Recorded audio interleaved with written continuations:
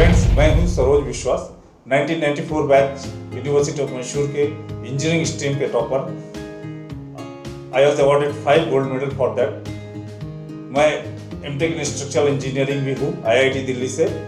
उसके बाद मैं एक चार्टर्ड इंजीनियर भी हूँ। मेरा registration institute of engineers India से है। मैं इस 25-30 साल में जो भी डिज़ाइन में सीखा हूँ वो मैं आपको इस यूट्यूब चैनल के थ्रू सिखाने की कोशिश कर रहा हूँ। तो मैं आप सबको इनवाइट करता हूँ कि आप मेरे यूट्यूब चैनल को सब्सक्राइब कीजिए और एक बेहतरीन स्ट्रक्चरल इंजीनियर बन के उभर आइए।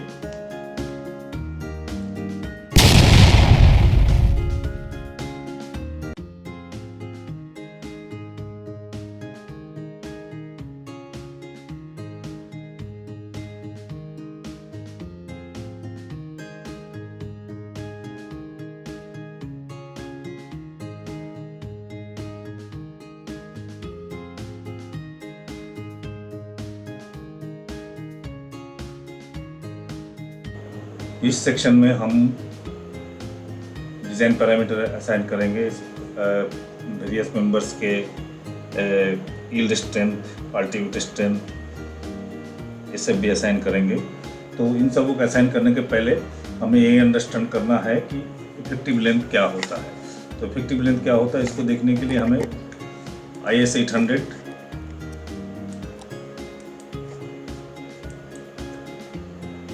2007 में जाना है। ये जो टेबल 11 है इसको आपको समझना पड़ेगा। ये जो 2-4 कंडीशन दिया हुआ है इसको समझना पड़ेगा। तो इसको समझने के लिए हम जाते हैं इस टेबल पे। यहाँ पे देखिए क्या है, इसी को आप नोट डाउन कीजिए और इसको हमारा कोड के टेबल नंबर 11 से कोरिलेट करने का कोशिश कीजिएगा, तो आपको ये चीज़ें बेटर समझ में आएगा। यहाँ पे 2 टाइप ऑफ फ्रेम मैंने डिस्कस किया है, नॉन सोए फ्रेम और सोए फ्रेम। तो नॉन सोए फ्रेम और सोए फ्रेम में जो इफेक्टिव लेंथ फैक्टर होता है, effective length factor basically compression के लिए होता है। जहाँ पे भी कंप्रेशन है वहाँ पे इस चीज़ को हमें कंसिडर करना पड़ता है, क्योंकि स्टील जनरली मोस्टली बकलिंग में फेल करता है और buckling is due basically compression के कारण ही होता है। तो ये देखिए नॉन सोए फ्रेम में है जो 0.65 है, जब फिर 0.8 है, फिर सोए फ्रेम है 1.2, फिर से नॉन सोए फ्रेम है 1 फैक्टर 1 है, उसके बाद सोए फ्रेम है। तो इसमें अब ये चीज़ भी अंडरस्टैंड करना है कि सोए फ्रेम क्या होता है, नॉन सोए फ्रेम होता है। एक नॉन सोए फ्रेम होता है जो फ्रेम के बीच में हम ब्रेसिंग आ जाते हैं, जैसे हमारा एक्स ब्रेसिंग या पोर्टल ब्रेसिंग भी कुछ हद तक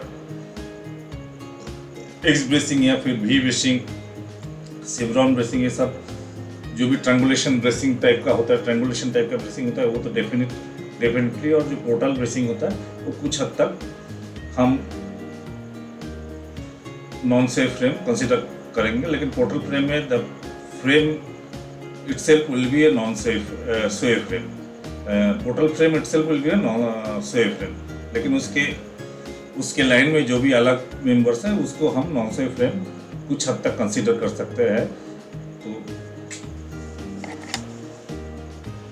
तो अब हम आ जाते हैं हमारे कॉलम मेंबर्स में। स्टार्ट में जो कॉलम्स मेंबर्स है, ये हमारे कॉलम्स है।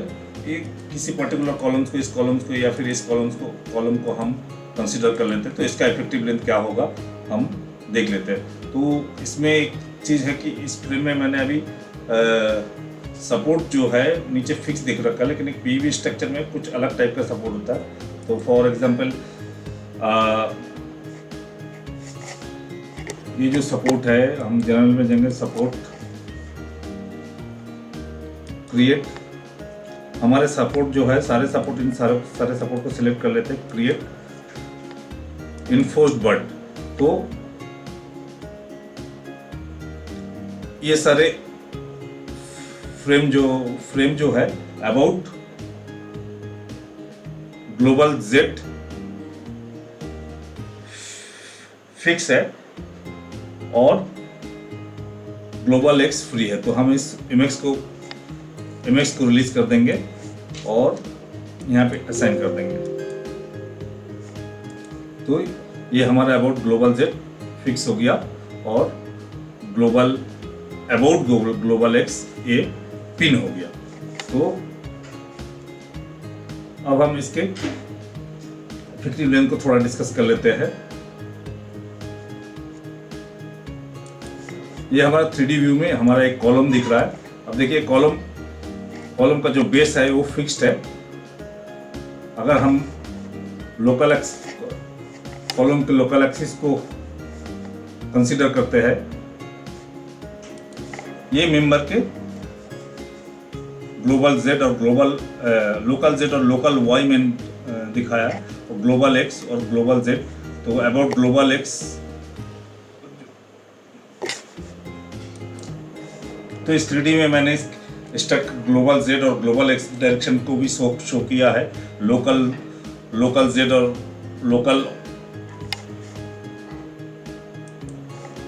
लोकल वाई को भी शो किया है। तो जैसे कि हमने बताया था कि अबाउट ग्लोबल जेड हमने कॉलम को फिक्स किया है। आप देखेंगे अगर यहाँ पे जो बोर्ड्स दिख रहे हैं वो, इसको अगर मैं थोड़ा सा जूम करता हूँ तो दिखेगा कि देखिए ये about global Z axis it is fixed और about global X axis it is pin. तो ये चीज़ हमें अब लोकल एक्सिस में जब जाएंगे तो हमें ये चीज़ कंसिडर करना पड़ेगा। तो लोकल एक्सिस में जो भी है, तो जो भी इफेक्टिव लेंथ पैरामीटर होता है वो हम मेंबर के लोकल एक्सिस में ही असाइन करते हैं। तो इस मेंबर का about local Z it is fix और about local Y it is pin. ठीक है, तो इस हिसाब से हमें इसका इफेक्टिव लेंथ असाइन करना पड़ेगा। तो हम इफेक्टिव लेंथ को दो तरीके से असाइन कर सकते हैं। एक तो हम पूरा यहाँ से जो हाइट है आपका नी तक का हाइट, यहाँ पे जो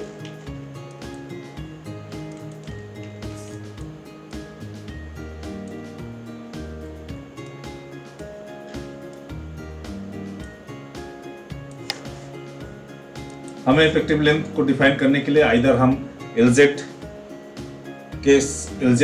बिटवीन द बेस प्लेट और जो टॉप में रैप्टर है उसका टॉप तक कंसीडर करके उसका लेंथ लेके LZ को फिर उसको KZ से KZ भी असाइन कर सकते हो, LZ भी और भी असाइन कर सकते हैं, या फिर डायरेक्टली हम LZ असाइन कर सकते हैं। मैं डायरेक्टली असाइन करना पसंद करता हूँ, जिसमें मैं LZ जो clear distance between top and bottom है, बेस प्लेट प्लस रैप्टर का टॉप या फिर कोई भी सपोर्टिंग पोजीशन है उसका, उस पोजीशन तक जो लेंथ है उसको हम इफेक्टिव लेंथ फैक्टर से मल्टीप्लाई करके डायरेक्टली असाइन करना पसंद करता हूँ, क्योंकि ये चीज़ हमारा काम को थोड़ा सा कम करता है। तो अब इसमें देखिए ये जो बेस प्लेट है नीचे about local Z it is fixed, ऊपर में भी फिक्स है, अबाउट लोकल जेड ऊपर में भी फिक्स है, रैप्टर और जो कॉलम का कनेक्शन है वो फिक्स कनेक्शन है। और क्योंकि ये एक पोर्टल फ्रेम है, तो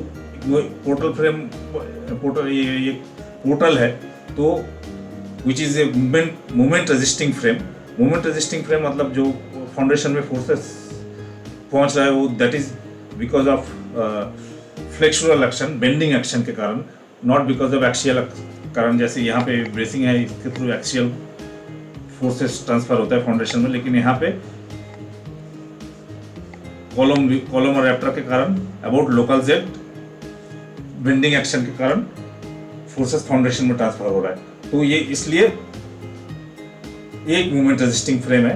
तो मोमेंट रेजिस्टिंग फ्रेम एक सोए फ्रेम होता है, तो उसके लिए हमें सोए फ्रेम का जो इफेक्टिव लेंथ फैक्टर होता है वो देखने के लिए हमें फिर से यहाँ पे आना पड़ेगा।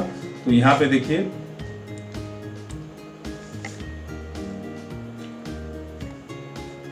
सोए फ्रेम नीचे भी फिक्स है, ऊपर भी फिक्स है, उसका फैक्टर क्या है 1.2। तो हम एक दफ़ा स्टार्ट फाइल में जाएंगे तो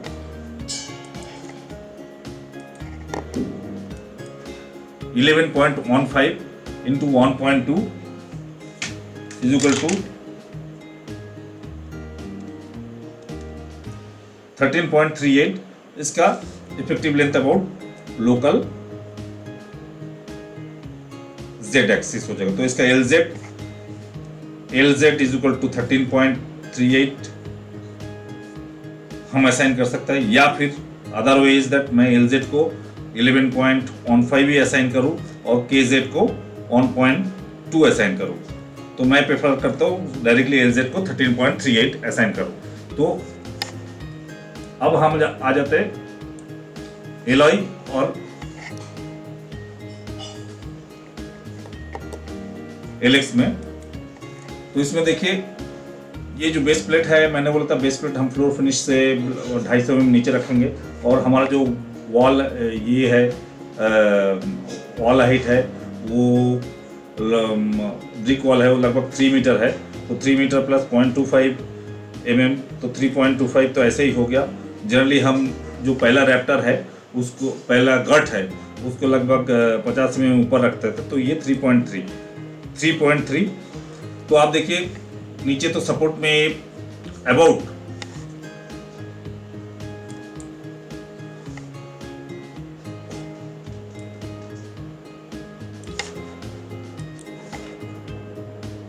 लोकल वाई में क्या हो रहा है, पहला वाला हमारा ये जो है 3.3 मीटर में आ रहा है। लेकिन अगर हम ग्लोबल जेड डायरेक्शन में देखेंगे तो हम देखेंगे ग्लोबल जेड डायरेक्शन में हमें एक ब्रेसिंग मिल रहा है यहाँ पे। तो इस ब्रेसिंग के कारण यहाँ पे जो है इस डायरेक्शन में हमें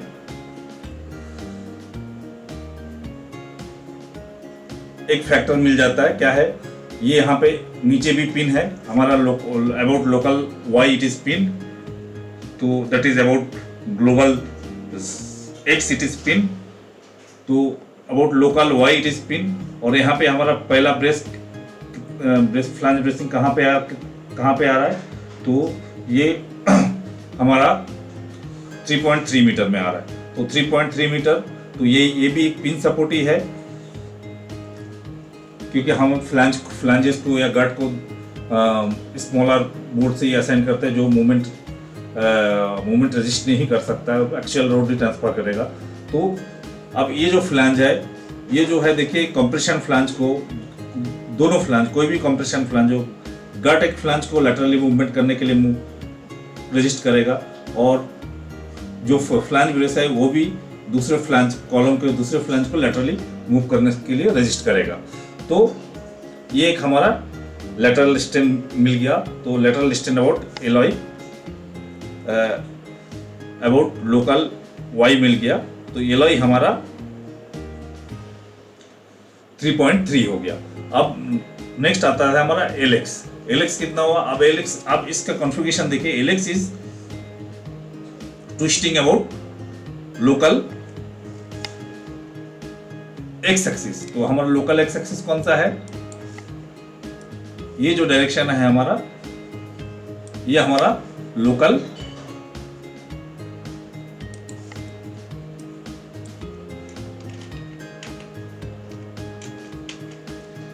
एक्स एक्सिस है। तो इस डायरेक्शन में, इस लोकल एक्स एक्सिस के अराउंड में ट्विस्टिंग प्रिवेंट हो रहा है कि नहीं। तो एक फ्लैंज को गट ने पकड़ रखा है, एक फ्लैंज को फ्लैंज ब्रेसेस ने पकड़ रखा है, तो ऑब्वियसली इसको यहाँ पे ये ट्विस्टिंग प्रिवेंट हो जाएगा। तो ये हमारा कोड में LLT करके फैक्टर दिया हुआ है, जो स्टार्ट के लिए एलेक्स है। तो एलेक्स भी हमारा बॉटम पोर्शन के लिए क्या हो जाएगा, 3.3। उसके बाद देखिए हर 1.5 मीटर में हमारा फ्लैंज ब्रेसेस है। तो बाकी जगह पे हमारा जो है एलॉय और एलेक्स दोनों ही 1.5 होगा। क्या हो रहा है, ये जो फ्लैंज ब्रेसिंग है, इसको फ्लैंज ब्रेसेस और प्लस गट जो है, एक तो ये लैटरली मूवमेंट करने के लिए रेजिस्ट कर रहा है, लैटरली मूवमेंट नहीं होने दे रहा है। अल्टीमेटली ये फोर्सेस यहाँ पे ट्रांसफर हो, तो ब्रेस्ट है, तो ये laterally it is A breast frame, तो लैटरली मूवमेंट करने नहीं दे रहा है। प्लस ट्विस्टिंग भी ऐसे जो ट्विस्ट होने की कोशिश करेगा, ये ट्विस्ट होने की कोशिश करेगा, इसको भी मूवमेंट होने के लिए रजिस्ट कर रहा है। तो हम थोड़ा सा एलॉय फैक्टर को देखने के लिए थोड़ा सा फिर से उस टेबल पे जाते हैं। तो यहाँ पे देखिए जहां पे क्या होता है, जब ऊपर भी फिक्स नीचे भी फिक्स, नॉन से मतलब जब ब्रेस्ट है तो फैक्टर 1 है, इसलिए मैं 3.3 या फिर 1.5 को फैक्टर 1 से भी मल्टीप्लाई करूंगा, या तो मैं फिर L Y is equal to 3.3 and KY is equal to 1 ले सकता हूँ, या फिर एलॉय इज इक्वल टू सीधा 3.3 ले सकता हूँ। एलेक्स बेसिकली एक्सियल कंप्रेशन के लिए उतना इंपॉर्टेंट पैरामीटर नहीं है। एक्सियल कंप्रेशन के लिए ही इंपॉर्टेंट पैरामीटर है। बेंडिंग के लिए जो कंप्रेशन यहाँ डेवलप होता है वो mostly control by torsional restraint. Alloy का भी कंसिडरेशन होता है, but mostly it is control by torsional restraint. Torsional restraint जो हमारा एलेक्स है LLT IS 800 के हिसाब से, तो उसी वही कंट्रोल करता है। तो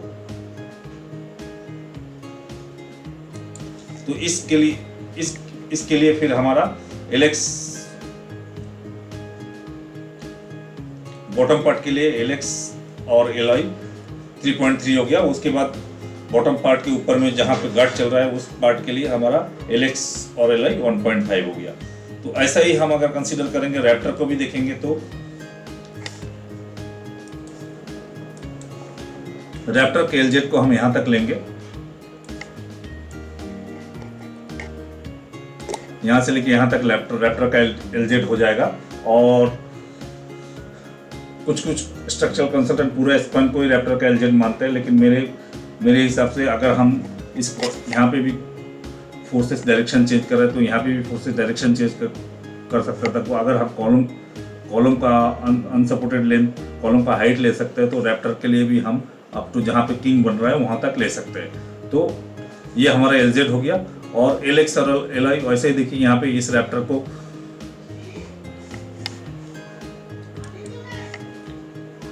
ट्विस्टिंग और लैटरली रोटेट करने के लिए, लैटरली मूवमेंट को प्रिवेंट करने के लिए यहाँ पे हमारा फ्लैंज ब्रेसेस है। ये भी एज ऑफ नाउ 1.5 मीटर में रखा हुआ है। तो हम एलेक्स और एलॉय 1.5 रैप्टर के लिए लेंगे। उसके बाद फर्दर हम इधर में भी आ जाते हैं, थोड़ा बहुत इनको भी डिस्कस करते हैं। इन पार्ट के लिए देखिए, ये नीचे फिक्स है, ये ऊपर फिक्स है, लेकिन ये जो है नीचे यहाँ पे हमारा फिक्स है, ऊपर यहाँ पे पिन है। तो ये लेकिन ये इसमें जो भी फोर्स आ रहा है वो इस ब्रेसिंग के कारण, इस स्टड के कारण इस रूफ ब्रेसिंग में जाता है। रूफ ब्रेसिंग के कारण जो है, रूफ ब्रेसिंग के थ्रू फिर हमारा जो कॉलम के ब्रेस है उससे फाउंडेशन में चला जाता है। तो इस कॉलम, ये जो छोटे छोटे मेंबर, इनको हम अलोंग ग्लोबल Z, स्टार्ट का जो ग्लोबल Z है उसके अलोंग हम नॉन सोए एज्यूम करते हैं। तो इसके लिए जो है LZ, लोकल LZ नॉन सोए होगा और लोकल एलॉय भी नॉन सोए होगा, क्योंकि यहाँ पे जो है लैटरल सोए जो है is registered by this portal frame. ये जो पोर्टल फ्रेम है, यहाँ से लेके यहाँ तक का जो पोर्टल फ्रेम है, यही लैटरल फोर्स को रजिस्ट कर रहा है। इनका लैटरल फोर्स को रजिस्ट, इन लोगों को लैटरल फोर्स को रजिस्ट करने के लिए कोई रूल नहीं है। तो ये अपने आप नॉन सोए है, जबकि ये जो पार्ट है ये एक सोए फ्रेम है, लेकिन इनके पार्ट जो जुड़ा हुआ पार्ट है ये नॉन सोए फ्रेम है। वैसे ही हम इन कॉलमों को देखेंगे तो ये भी एक मूवमेंट फ्रेम है, यहाँ से लेके ये हमारा बन रहा है यहाँ तक, ये भी एक मूवमेंट फ्रेम है। तो ये about local Z it is a sway frame, but about local Y फिर से यहाँ पे ये जो है देखिए, यहाँ पे ब्रेसिंग है, इस ब्रेस के थ्रू ईब में फोर्स पहुंचेगा, यहाँ से फिर ब्रेसिंग में पहुंच जाएगा। तो along Z direction, that is along local Y, it is a non सोए फ्रेम। तो ये सारे कंसिडरेशन करके हम स्टार्ट में सारे पैरामीटर को असाइन करेंगे। ये थोड़ा इनिशियल ब्रीफ था, अब हम स्टार्ट मॉडल में चलेंगे और उसमें हम सारे पैरामीटर असाइन करेंगे। तो सबसे पहले हम जाएंगे डिज़ाइन में। डिज़ाइन में यहाँ पे डिफाइन पैरामीटर, सबसे पहले हम इसकी यील्ड स्ट्रेंथ, अल्टीमेट स्ट्रेंथ और ये वेल्डेड सेक्शन है कि हॉट रोड सेक्शन है, इसको डिफाइन करेंगे। तो हम पहले सिलेक्ट कर लेते हैं, select by specification property name. ये जितना भी हमने ISMB असाइन करके रखा है इन सब को हम बिल्टअप सेक्शन में चेंज करेंगे। तो ये सारे हमारा वेल्डेड सेक्शन होगा, तो इनको सिलेक्ट कर लिया हमने। तो अब हम गए डिफाइन पैरामीटर में। सबसे पहले AFU, जनरली इंडस्ट्री में 345 मिली स्ट्रेंथ का प्लेट मैक्सिमम यूज किया जाता है, तो 490 किलोन्यूटन पर मीटर स्क्वायर असाइन। उसके बाद FILD 345 सॉरी, इसके पहले हमें को डिफाइन कर लेना चाहिए था। तो एक दफ़ा हम थोड़ा सा यहाँ पे जाते हैं एडिटर में,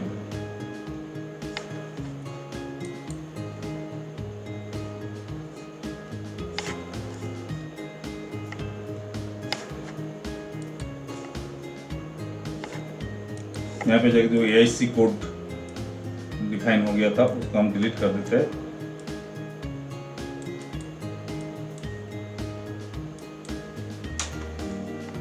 तो सेव कर दिया।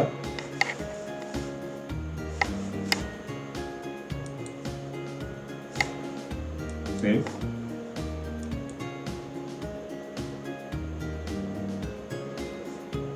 तो ये हमारा था, मेंबर था 11.15। तो अब हम यहाँ पे कोड को चेंज करते हैं। पहले IS 800 2007 LSD, आप जाते हैं डिफाइन, आप जाते हैं select by specification property name.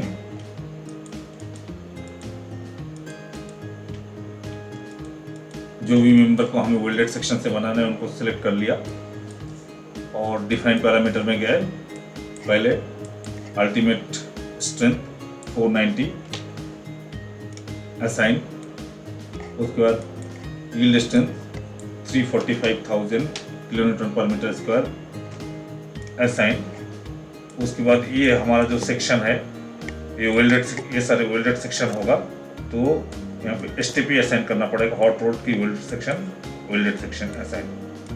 इसके बाद हम सिलेक्ट बाय इन्वर्स करते हैं। ये सारे हमारे हॉट रोड मेंबर रहेंगे। हॉट रोड बोलने से फैक्ट्री से डायरेक्ट डाई में बन के जो आता है। तो डिफाइन पैरामीटर FU जो होगा 420 असाइन डिफॉल्ट है। FILD जो है 250 कोड में दिया हुआ है, लेकिन कई दफ़ा लोकल मार्केट में जो अवेलेबल होता है उसका 250,000 किलोमीटर पर मीटर स्क्वायर का यील्ड स्ट्रेंथ नहीं होता है, तो इसलिए हम जनरली कई दफ़ा 240 किलोमीटर पर मीटर स्क्वायर स्ट्रेंथ लेके चलते हैं असाइन। क्लोज। तो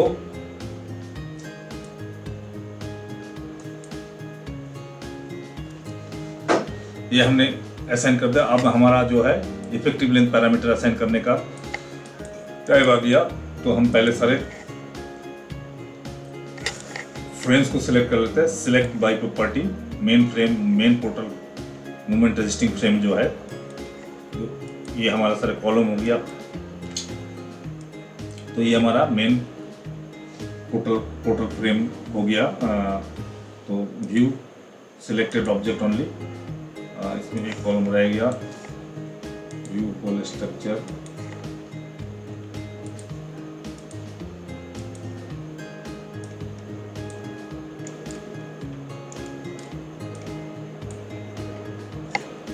व्यू सिलेक्टेड ऑब्जेक्ट। अब ये जितने भी कॉलम है हमारा, उनका जो LX होगा, कॉलम और रैप्टर सबके LX और LI जो होगा ऑन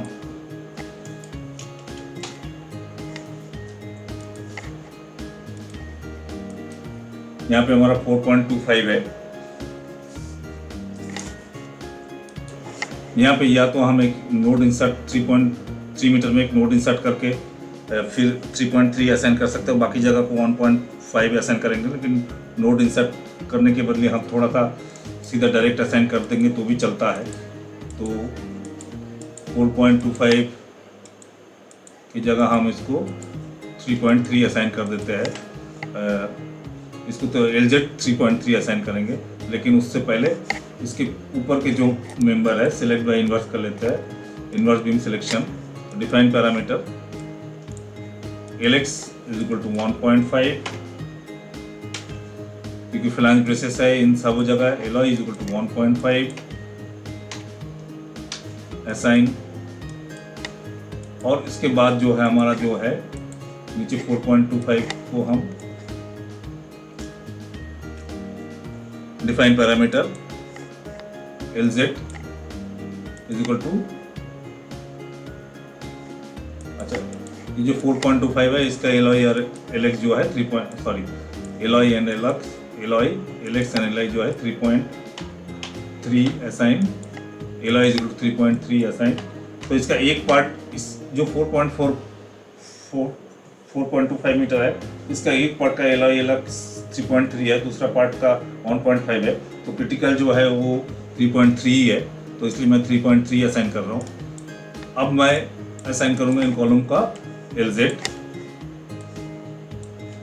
डिफाइन पैरामीटर LZ कितना था हमारा 11.15 इंटू 1.2 इज 13.38, तो LZ इज टू 13.38 असाइन। उसके बाद हम देखते हैं रैप्टर का लेंथ कितना है 17.587, तो रैप्टर जो है थोड़ा सा स्वे करेगा, लेकिन इसका दोनों एंड फिक्स है, तो हम इसको LZ जो है हम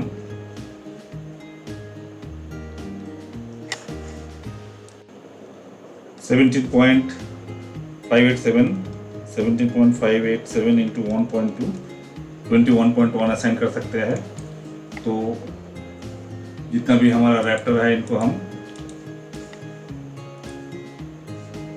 डिफाइन पैरामीटर में जाके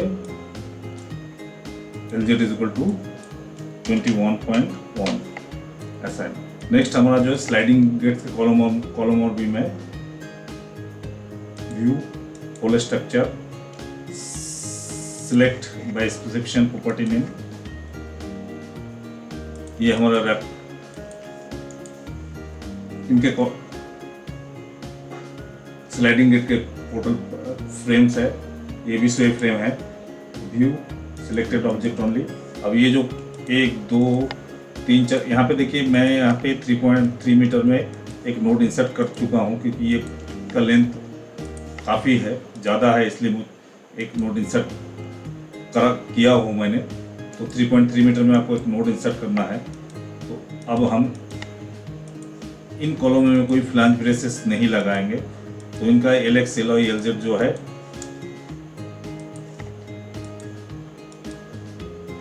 9.05 मीटर रखना पड़ेगा हमें। तो हम जाते हैं डिफाइन पैरामीटर में, LX 9.05 असाइन, LI 9.05 असाइन, और LZ हमारा है क्योंकि स्वे फ्रेम है तो 9.05 इंटू 1.2 ये हो जाएगा 10.86। तो LZ हमारा 10.86 असाइन। उसके बाद हमारा ये वाला पार्ट आ जाता है, तो इसका इन लोगों का LX LI 3.3 है। Define parameter LX 3.3 assign, LI 3.3 assign. फिर ऊपर के पार्ट का भी देख लेते हैं हम। ऊपर के पार्ट में हमारा फ्लैंज ब्रेसेस है, तो LX is equal to 1.5 metre, assign LY is equal to 1.5 metre, assign. उसके बाद हम इन मेंबर्स के LZ को भी असाइन करेंगे। ये मेंबर भी स्वे फ्रेम, ये कॉलम भी sway frame, part of the sway frame है, मोमेंट रेजिस्टिंग फ्रेम है, अबाउट लोकल Z। तो define parameter LZ is equal to 10.86 assign. ये जो भी मैं यहाँ पे ब्रेसिंग्स है, तो ये अपने आप LX LY अपने आप node to node distance start ले लेगा, तो वो हमें डिफाइन करने की जरूरत नहीं, लेकिन इस बड़ी बीम के लिए हमें LZ डिफाइन कर देना चाहिए। तो अब ये यहाँ पे ये बीम वर्टिकल डायरेक्शन में ऑब्वियसली स्वे नहीं करेगा, तो ठीक, तो हम कंजर्वेटिवली इसको पूरा लेंथ लेके चल सकते हैं। और सिर्फ देखा जाए तो इसका LZ जो है 0.65 होना चाहिए, लेकिन जनरली बीम के लिए फुल लेंथ को LZ लिया जाता है। Define parameter LZ is equal to 25 assign.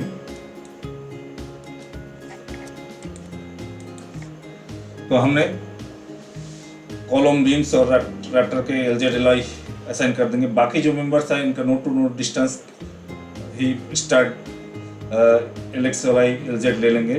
तो नोड टू नोड इसके बीच में कोई नोड नहीं है, सच क्रिटिकल नोड नहीं है जो किसका LZ LY LX को ब्रेक कर रहा हो। अगर ब्रेक करता है तो हमें असाइन करना चाहिए। ये जो कैंटिलीवर पार्ट है इसका हमें LT असाइन करना है कि नहीं, LT बोलने से LX असाइन करना है कि नहीं, ये हमें देखना चाहिए।